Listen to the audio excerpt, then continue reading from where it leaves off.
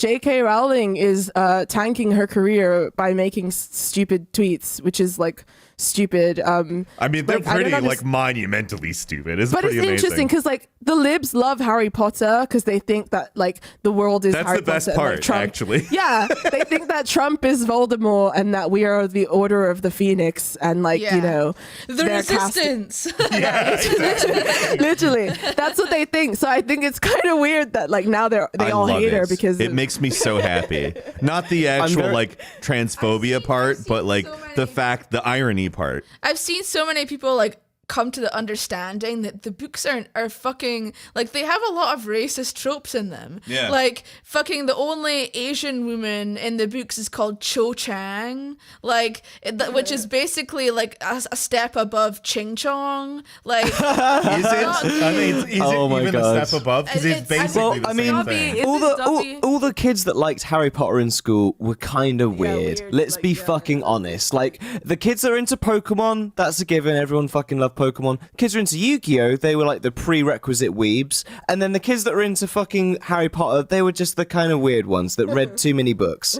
And not good books. Not good books that are based on some sort of actual belief, but rather these extremely liberal stories where they end in an ambiguous like nonsense where like that's the fucking problem with Harry Potter. Like they end up going nowhere with it.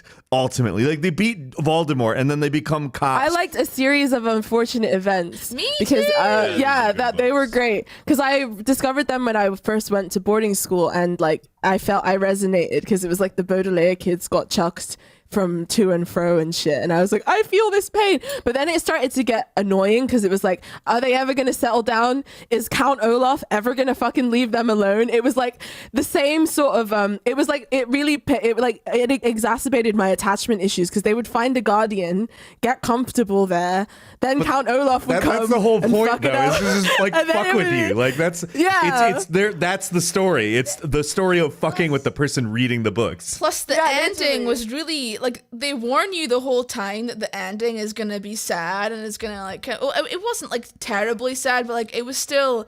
It wasn't a happy ending. It was still per se. sad. Like it was hard, and like when the Count Olaf and they had that moment with talking to him and like sort of finding that kind of like not entirely burying the hatchet, but sort of like the closure almost a little bit. Yeah. It was really heavy for a child to read that. Like I was like really morose for a week after reading the it. show did a very good job of the That's the thing. I wanted them. The thing is, like, I feel like those books kind of are preparing children to deal with like some of the darker, harsher realities of life.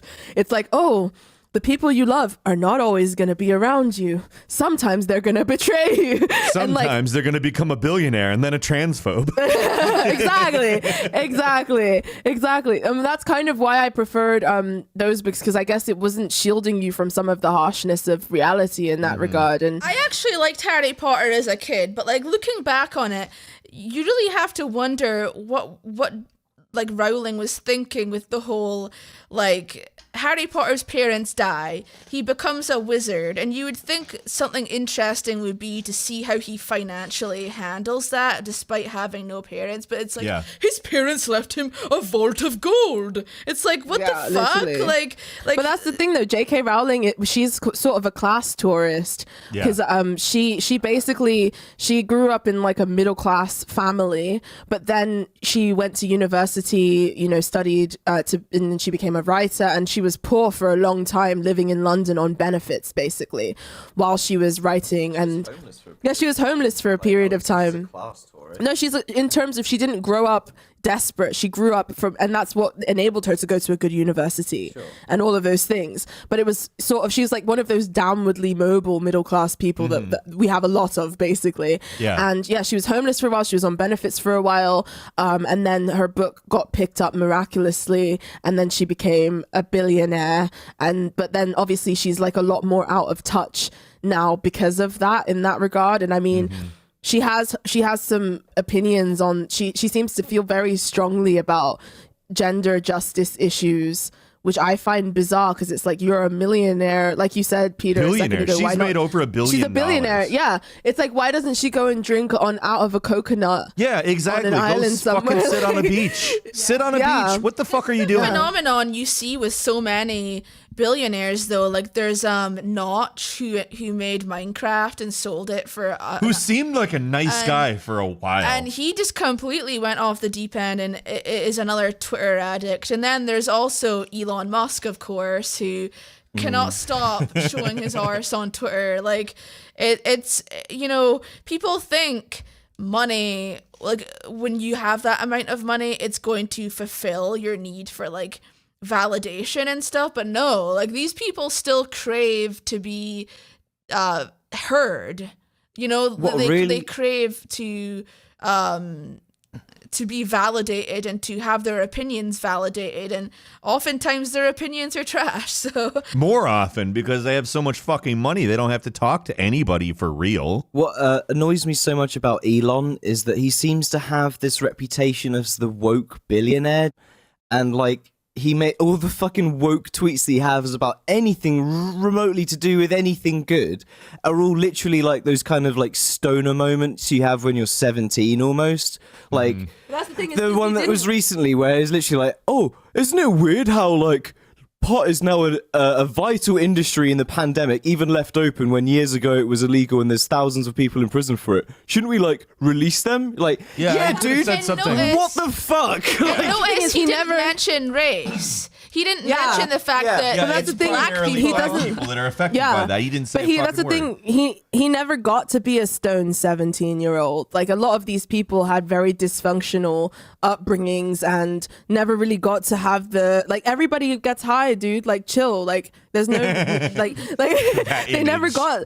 Yeah, they never got to have that experience of being a normal person. And like now that they have the time and space to, they're basically reliving a youth that they never had. So part of me like feels sorry for them and pities them. And J.K. Rowling is probably so out of touch that she feels like she's this crusader for women's rights in that regard, against something that she views as like a pernicious sort of erasure of womanhood or whatever. I feel like there's a bit in Order of the Phoenix that perfectly reflects what she is and how out of touch she is. It's out. I don't know if it's in the book or not because I skipped several of the books. But in the Harry Potter and the Order of the Phoenix, in the movie, Harry Potter walks into a tent, which is a normal sized tent, and he looks up and it's a mansion inside. And he goes, this is like the third year he's been in magic school, and he goes, wow, what? Like he's confused by it. And I feel like that perfectly encapsulates how naive and strange J.K. Rowling can be. Because like she's exposed to all of this shit and has like probably any bit of information she wants at her fingertips and is still like, I'm going to trash trans women every chance I fucking get now. Yeah.